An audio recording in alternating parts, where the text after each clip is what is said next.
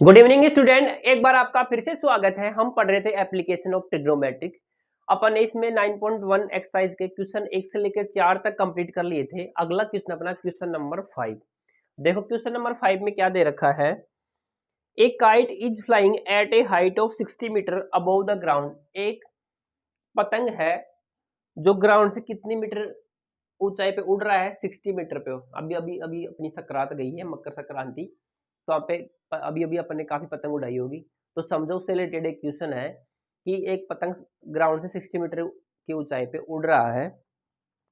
The string attach to the kite is the temporarily tied to a point on the ground. जो भी पतंग से string attach हो रखी है उसको टेम्परली कहाँ पे टाइड कर दिया गया, यानी कि बांध दिया गया ग्राउंड के किसी एक पॉइंट पे। ठीक है। The inclination of the string with the ground is 60 degree. और वहाँ पे जो इंक्लिनेशन यानी कि एंगल बन रहा है ग्राउंड के साथ उस स्ट्रिंग का, ठीक है, वो कितना है, 60 डिग्री है। Find the length of the string assuming that there is no slack in the string. अपन को मान के चलना है कि जो स्ट्रिंग है यानी कि जो धागा है उसमें कोई भी स्लैक नहीं है, यानी कि ऐसे ढील नहीं है। तो ध्यान दो, समझ में कहना क्या चाह रहा है कि अपन ऐसे पतंग उड़ा रहे हैं। तो समझो ये मान लेते हैं अपना पतंग है, ठीक है, ये इसकी पूंछ हो गई, ठीक है। ये अपना पतंग ऐसे उड़ रहा है, ठीक है। तो ऐसे उड़ रहा है, ये ऐसे ऐसे ऐसे ऐसे डोर बंधी हुई है ऐसे ऐसे। तो क्या कहना चाह रहा है कि ये अपना ग्राउंड है। ये क्या अपना ग्राउंड है। तो ग्राउंड से कितनी डिस्टेंस पे, कितनी ऊंचाई पे, ग्राउंड से कितनी ऊंचाई पे, 60 मीटर की ऊंचाई पे उड़ रहा है। 60 मीटर ही बोला है ना, हाँ 60 मीटर की ऊंचाई पे उड़ रहा है। और ये जो स्ट्रिंग है ये इससे जो कनेक्टेड हो रखी है ग्राउंड के साथ कितनी डिग्री का एंगल बना रही है, वो 60 डिग्री का एंगल बना रही है। इतना समझ में आ गया।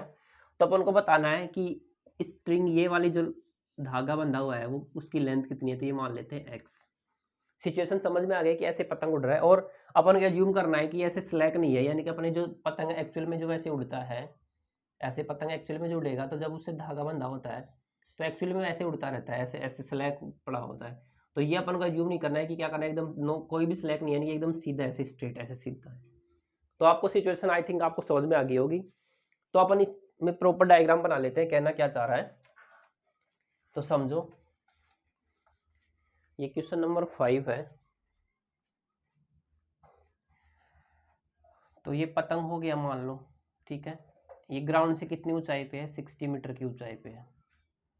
इससे एक धागा बंधा हुआ है ऐसे, वो कितने डिग्री का एंगल बना रहा है, 60 डिग्री का एंगल। तो मान लेते हैं ये ए बी और ये सी। तो यहाँ पे ग्राउंड के साथ ये जो है हमेशा 90 डिग्री बनता है, ठीक है, एकदम अपन ऐसे मानते हैं। तो ये जो ट्राइंगल बन रहा है ए बी सी, अपन को क्या फाइंड करना है, ए सी फाइंड करना है। तो मान लेते हैं स्ट्रिंग की लेंथ क्या है, एक्स है। तो क्या सोल्व करेंगे, in triangle A B C अपन को ये फाइंड करनी है, ये दे रखा है, ठीक, एंगल यहाँ पे बन रहा है। तो ये क्या हो गया, बेस, ये परपेंडिकुलर। जहाँ पे एंगल बनता है वो हमेशा क्या होता है, बेस। बेस के अपोजिट क्या होता है, यहाँ पे एंगल बन रहा है, सो एंगल के अपोजिट क्या होता है, परपेंडिकुलर। और 90 डिग्री के अपोजिट क्या होता है, हाइपोटेन्यूज। तो मुझे हाइपोटेन्यूज फाइंड करना है, परपेंडिकुलर दे रखा है। तो कौन सा ट्रिग्नोमेट्रिक रेशियो लगेगा, परपेंडिकुलर और हाइपोटेन्यूज में किसका रिलेशन होता है, या तो साइन थीटा होता है या फिर कोसेक थीटा होता है। अपन लगाएंगे साइन थीटा।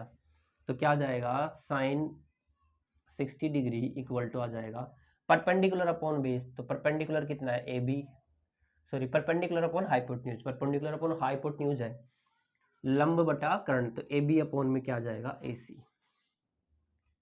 तो साइन 60 कितना है, √3 अपॉन में 2। ये ए बी कितना दे रखा है, 60 मीटर दे रखा है। ए सी दे रखा है कि नहीं दे रखा है, एक्स है। इतना समझ में आ गया। आप क्या करेंगे, अपन क्रॉस मल्टीप्लाई करेंगे। तो √3 इंटू एक्स, और ये कितना हो गया, 60 इंटू 2। तो √3x इक्वल टू 120। तो यहाँ से x की वैल्यू आ जाएगी 120 अपॉन में √3। अब ध्यान दो, यहाँ पे डिनोमिनेटर है, डिनोमिनेटर का क्या करेंगे अपन, रेशनलाइजेशन कर लेंगे। रेशनलाइजेशन करने पर क्या आ जाएगा, √3 से मल्टीप्लाई और डिवाइड, कोई फर्क नहीं पड़ेगा। तो ये ऊपर वाला तो क्या हो जाएगा, 120 √3 डिवाइड में √3 कितना हो जाता है, 3, कितना आ जाएगा 40 √3 मीटर।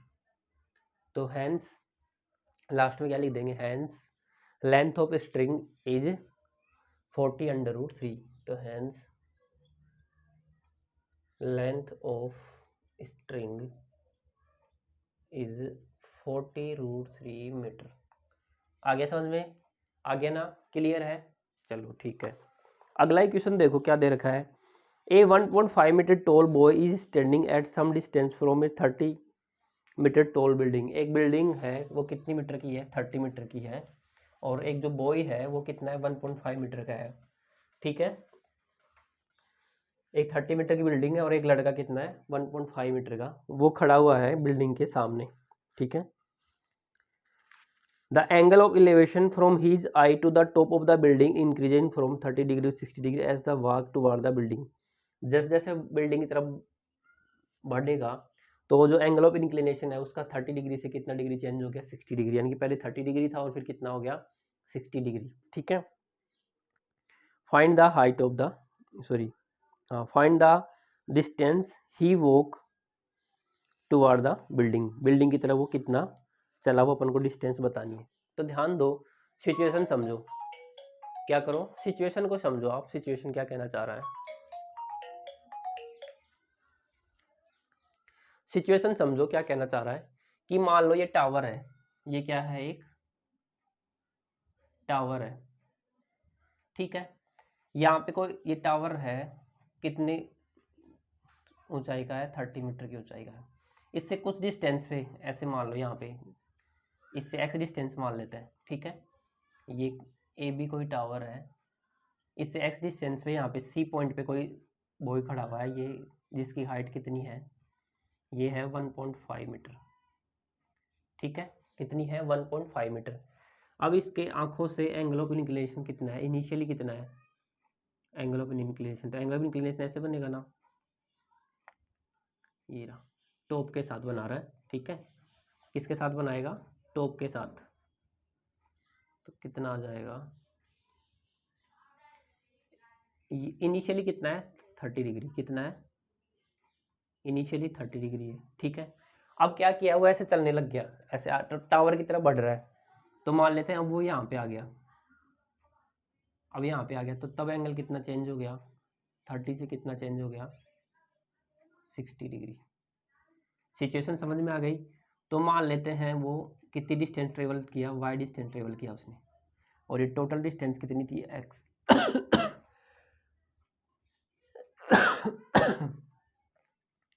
ये टोटल डिस्टेंस कितनी थी, एक्स। तो पहले सी पॉइंट पे खड़ा था, अब कहाँ पे आ गया, वो डी पॉइंट पे आ गया। ऐसी सिचुएशन समझ में आ गई। एक टावर है, टावर से कुछ डिस्टेंस पे खड़ा हुआ है, जिसकी हाइट कितनी है, 1.5 मीटर है, वहां से वो देख रहा है उसके टॉप को, तो उसके साथ एंगल ऑफ एलिवेशन कितना है, 30 डिग्री। अब वो कुछ डिस्टेंस चल गया टावर की तरफ, ऐसे बढ़ गया। ठीक है, तब एंगल ऑफ इंक्लिनेशन कितना हो गया, 60 डिग्री हो गया। ठीक है, तो अपन को बताना है कि कितनी डिस्टेंस से वो ट्रेवल किया, इतना क्लियर है, कितनी दूरी वो चला। तो देखो यहाँ पे दो सिचुएशन बनेंगी। टावर हमेशा ग्राउंड के साथ कितना एंगल बनाता है, 90 डिग्री। तो ध्यान दो, ये जो डिस्टेंस है, ये पॉइंट मान लेते हैं, ये ए बी सी डी, तो ये ई पॉइंट मान लेते हैं। ठीक है, ये ई पॉइंट हो गया, और ये एफ, और ये जी। तो जो बी ई होगा, तो देखो ए बी तो कितना दे रखा है, 30 मीटर।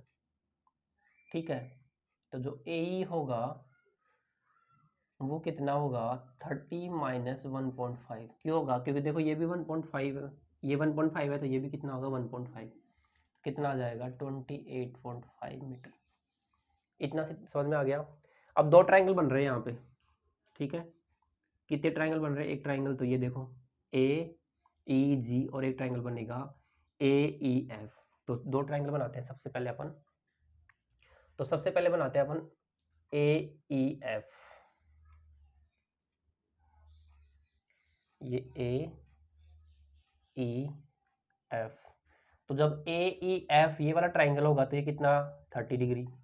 ठीक है, ये डिस्टेंस कितनी है, टोटल एक्स, ये कितनी दे रखी है, 28.5 मीटर। समझ में आ गया सिचुएशन, 28.5 मीटर। तो ध्यान दो, ये दे रखा है, ये बेस बन गया, ये परपेंडिकुलर, बेस और परपेंडिकुलर के बीच में रिलेशन है, तो क्या आ जाएगा, 10 30 इक्वल टू आ जाएगा परपेंडिकुलर अपॉन बेस, 28.5 अपॉन में एक्स। समझ में आया। अब देखो 10 30 की वैल्यू होती है 1 अपॉन में √3 इक्वल टू 28.5 अपॉन में एक्स। एक्स इधर आ जाएगा, 28.5 इंटू में क्या आ जाएगा, √3। ध्यान दे, इसको अभी √3 ऐसे ही रहने देते हैं। ठीक है, एक्स की वैल्यू कितनी आएगी, 28.5 इंटू में है ये √3। क्लियर है इतना। अब ट्राइंगल कौन सा लेंगे, छोटा वाला ट्राइंगल। तो ये छोटा वाला ट्राइंगल क्या है, ए ई जी, एंगल कितना है 60 डिग्री।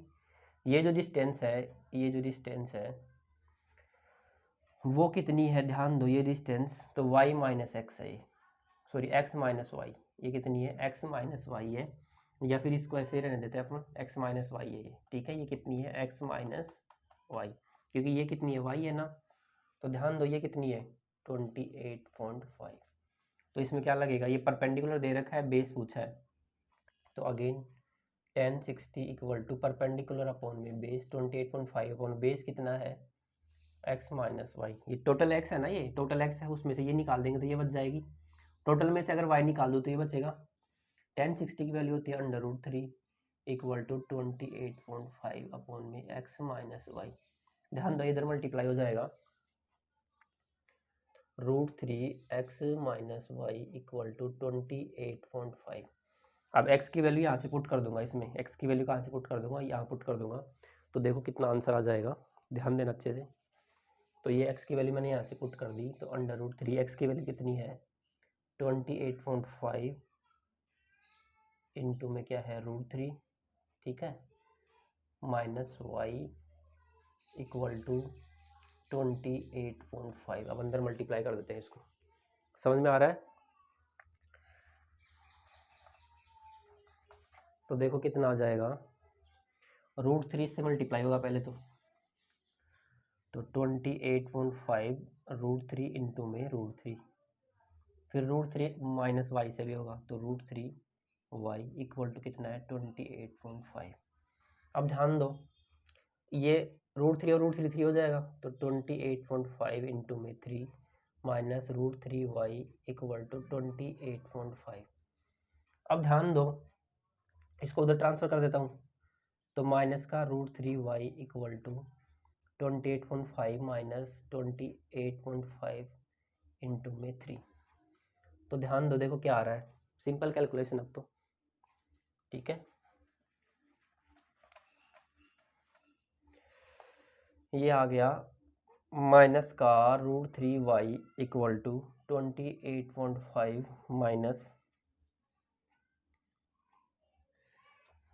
ऐसे करते हैं अपन 28.5 है, ये कॉमन ले लेते हैं, दोनों तरफ दोनों के साथ है, तो कितना आ गया 1 माइनस 3, यहाँ तो 1 बच गया, यहाँ पे कितना बच गया -3। तो ध्यान दो माइनस का √3 वाई इक्वल टू 28.5 इंटू में -2, तो माइनस से माइनस कट गया, तो √3 वाई इक्वल टू 28.5 इंटू में 2। अब वाई की वैल्यू चाहिए मुझे, तो कितना आ जाएगा 28.5 इंटू में 2 अपॉन में √3। अब अगेन वही क्या आ जाएगा, रेशनलाइजेशन कर देंगे डिनोमिनेटर का, तो √3 से मल्टीप्लाई और √3 से डिवाइड, तो 28.5 इंटू में 2 करेंगे तो कितना आ जाएगा 10 57, और ये √3 कितना हो जाएगा 3 √3। तो देखो y की वैल्यू कितनी आ जाएगी, 3 से डिवाइड करेंगे तो 1 9 इंटू में √3, तो y बराबर कितना आ जाएगा 19 √3 मीटर। तो कितनी डिस्टेंस ट्रेवल कर दिया, 19 √3 मीटर डिस्टेंस उसने ट्रेवल की। आगे समझ में, कितना चला हुआ इधर 19 √3 मीटर चल गया। क्लियर है, इतना समझ में आ गया, ठीक है ना। सिंपल कैलकुलेशन है, 2 ट्राइंगल बनाएंगे, डायग्राम के अकॉर्डिंग चलना है, एक बार बड़ा वाला ट्राइंगल ले लेंगे, उसके बाद में छोटा वाला लेंगे। क्लियर है इतना, ठीक है ना।